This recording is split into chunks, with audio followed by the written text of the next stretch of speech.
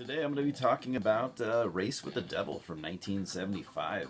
Going back to my little double feature here with Dirty Mary, Crazy Larry, which I've already reviewed.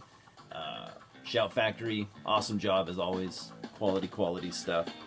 So, again, going back to, my Dirty Mary, Crazy Larry review, I'd never seen either of these movies. I'd heard of Race with the Devil. I'd wanted to see it for a long time. So I learned that these two movies they're only a year apart, 1974 and 1975. They're both rated PG. There wasn't a PG-13 back then, and I don't know, man. Race with the Devil, there's no blood in it, but there's like people getting shot with shotguns and stuff. Like, I would have thought that would earn you an R rating. I think it would nowadays, but it's just so funny the way they rated things back in the day. So Race with the Devil, again, 1975. So this was directed by Jack Starrett, who directed, he directed stuff from the late 60s to the early 80s. So not a super long career, but he directed a lot of stuff in that time period. He was kind of known for his exploitation films that also did some TV stuff like The Dukes of Hazzard, Planet of the Apes, Starsky and Hutch. Like he didn't direct all of that stuff, but he did like a couple episodes for each of those shows, which I thought was pretty fascinating. I can't say I was really familiar with his work before just recently. So, Race with the Devil. You got Roger, played by Peter Fonda. You got Frank, played by Warren Oates. Roger and Frank are, from what I can tell, I think they're both former motorcycle racers, professional. They now own a shop, like I don't know motorsports, but like a motorcycle shop, where they do motorcycle stuff. So, they've recently became fairly successful. They've worked very hard at it, to get to the point where they're at. And then you got their wives, Alice, played by Loretta Swit, and Kelly, played by Laura Parker. Everyone was great in this movie, I gotta say. Really love the performances here. So, basically, again, they're going to enjoy their kind of, I don't want to say newfound success, but maybe, they've gotten to the point where they can be comfortable, and they buy, and at least it looked like Frank bought like a really nice RV. For the time, this was like top of the line RV for the mid 70s. And they're all, the two couples are going to take a trip from Texas to Colorado. I can't remember if they're from Texas, but anyways, from Texas to Colorado road trip. I don't remember if they say why they're going there. Doesn't matter. Anyways, so they're having a great time. They're good friends, longtime friends. They love to drink together. They got their little bar in the RV, and every night, they're making martinis and stuff, and just having a good time. Laying back, enjoying life, really. And so one night they're in Texas. Roger and Frank are out in front of the RV, just kind of chatting. They're both pretty toasty. They're drinking their martinis and stuff, and they see from like across this river. Had to have been like 100 yards away, pretty far.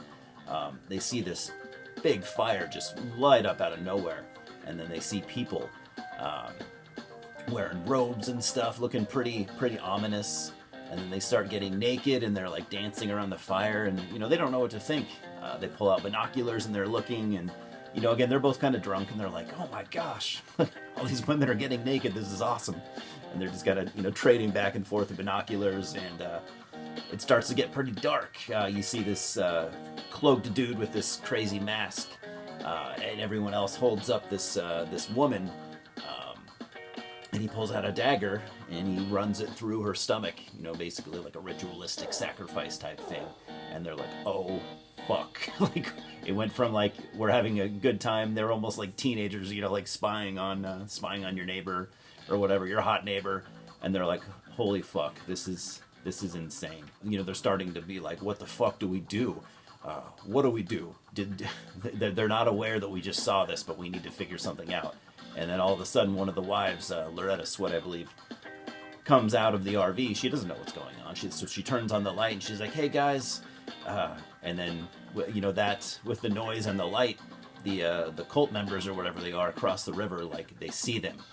And Frank and Roger are still watching them through the binoculars, and they see that they've been spotted. And they're like, "Oh fuck!" And they see the dudes of the cult start to kind of put on their robes, and they look like they're about to come after them, and they're like, "We need to get the fuck out of here now."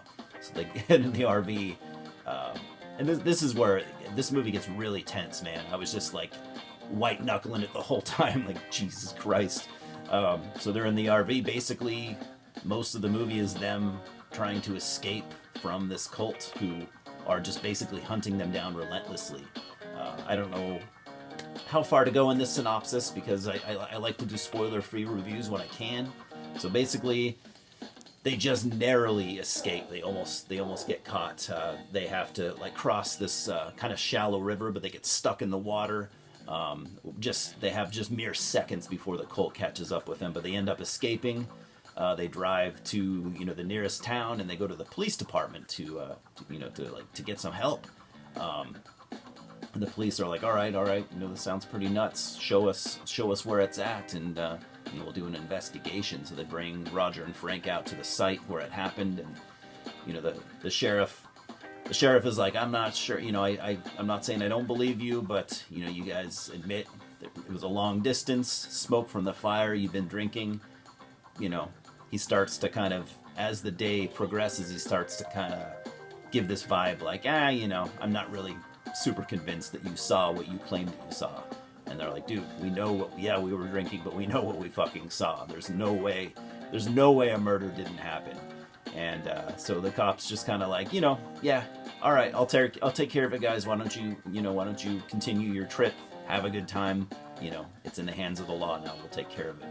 And as they're driving away, they're like, it didn't seem kind of weird that the sheriff was kind of. It's almost like he was just wanting to dismiss this as something else, something that it wasn't. It seemed like he was just kind of trying to sweep it under the rug. So it turns out that. This cult is quite huge. In fact, it's like at least that entire town probably. Turns out that it's more than just a couple people that were at the little ceremony. The ceremony, I didn't count, 10, 15 people, but it turns out that cult, much more people than that. So they are, again, being relentlessly hunted. Every town that they go to, they're being followed, and you get the climax, the last half hour, maybe even 45 minutes is basically a really cool chase scene, them being chased. They're driving their RV. The cult members have all different kinds of vehicles, you name it, pickup trucks, box trucks, and they are not giving up on eliminating these four people that are going to possibly bring trouble to them, of course. So again, super tense, super intense. I enjoyed the shit out of it. So glad that I finally saw this movie. Like I said, I've been wanting to see it for quite a few years. I love these satanic panic type, satanic cult movies that were so big in the 70s. I'm going to try to track down literally everyone that I can. So if any of you have suggestions, I don't watch a lot of 70s movies. To be honest, I was born in the early 80s. I kind of just, as a kid, I was huge into TV and cinema and stuff, so I watched everything that I could. But I never really, as a kid, I didn't watch back, other than Star Wars and stuff, Star Trek and stuff like that. I mostly watched, stuff from the 80s and 90s. So, as an adult, I'm starting to kind of dig backwards. And I've been into mostly horror for the last, almost 20 years now. So now I'm starting to branch out into exploitation and stuff like that. And I don't know if this would be considered an exploitation film. I still don't fully know what exploitation is.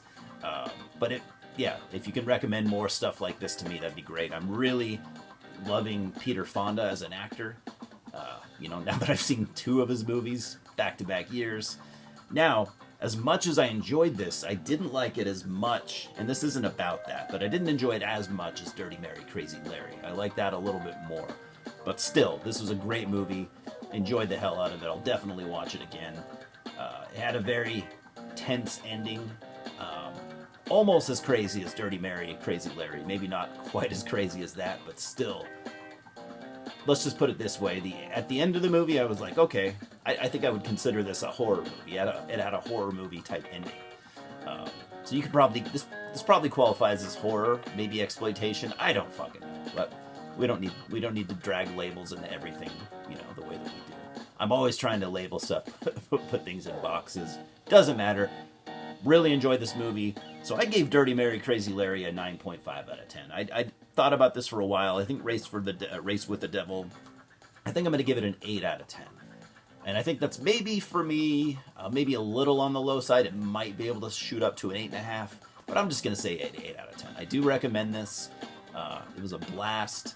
You know, I'm just really enjoying these 70's movies that I've been getting into. And, you know, again, if you want to throw out any recommendations to me in the vein of Dirty Mary, Crazy Larry, Race with the Devil, you know, maybe I'll look into more of Peter Fonda's stuff from the 70's. I don't know.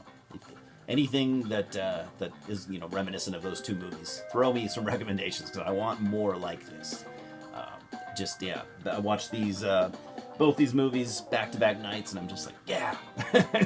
You know, whether they're full-on horror or not, because horror's my bag, you know, that's mostly what I watch, but these were intense enough, you know, to get me going as a horror fan, so I want more like these two movies, absolutely. So recommend me anything that you can, and I will definitely check it out, and I'll definitely get back to you on what I think, because I want, yeah, like I said over and over again, I want more stuff like this. I just don't know where to go. So anyways, 8 out of 10. Quite like this movie. Not as much as Dirty Mary Crazy Larry, but man, where's my DVD? It doesn't matter. I don't know where I put it. But what a double feature. Thank you to Shout Factory for, you know, bringing this to my attention. I'm a new fan of this kind of stuff, and I'm just excited to find more. What can I say? I love cinema, and you know, even more lately, I think, than ever, really. I'm like going back to my roots as a kid, where I was absolutely in constant love with, you know, TV and film. So has anyone seen this movie? Let me know what you think, or what do you think about my rating? What would you rate it? Is 8.5? Is that a little low? Is that a little high? Just let me know what you think. I love talking to you guys about just really anything. So as always, yeah, thanks for stopping by. Let's talk about this movie, and I hope you guys are having a great day. Fucking cheers.